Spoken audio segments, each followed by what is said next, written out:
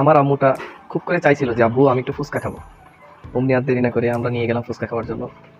ফুচকা খাইতে খাইতে সে খুব ইন্টারেস্ট মনে করতেছে যে খুব ভালো লাগছে। মনে সুখে আমার দিকে একটু তাকাচ্ছে আর খাচ্ছে। এই অনুভূতিটা আমি আশা রাখি আমার মনে হয় প্রত্যেকটা পিতারই আছে যে না তার বাচ্চা কাচ্চা এমন সুন্দর করে তার সামনে আনন্দ করে খাবে।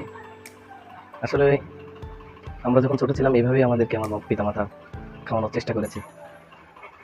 আমার সমস্ত আনন্দ সুখ শান্তি তাদেরকে ঘিরে কি সুন্দর করে সে আনন্দ করে খাচ্ছে।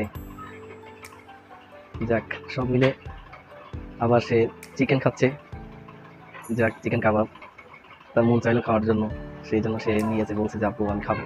আমি বলছি আম্মু ঠিক আছে। ও আবার একজন এসে তাকে দিয়ে করছে, সে লজ্জা পাইছে।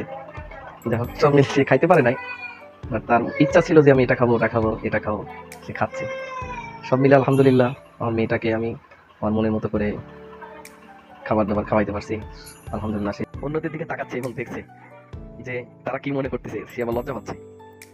বেসিক্যালি সে আগে কখনোই এমন পরিবেশে যায়নি, যার কারণে সে হচ্ছে লজ্জা বোধ করতেছে যে আমি খাবো কি খাবো না সেই ভালো জানে। সে আসার সময় বলতেছে আব্বু আমাকে আবার কবে নিয়ে আসবেন। আমি বলেছি আম্মু আবার তোমার খুব তাড়াতাড়ি নিয়ে আসবো, তুমি রেডি থাকো, আমরা আবার একসাথে এখানে আসবো ঘুরতে।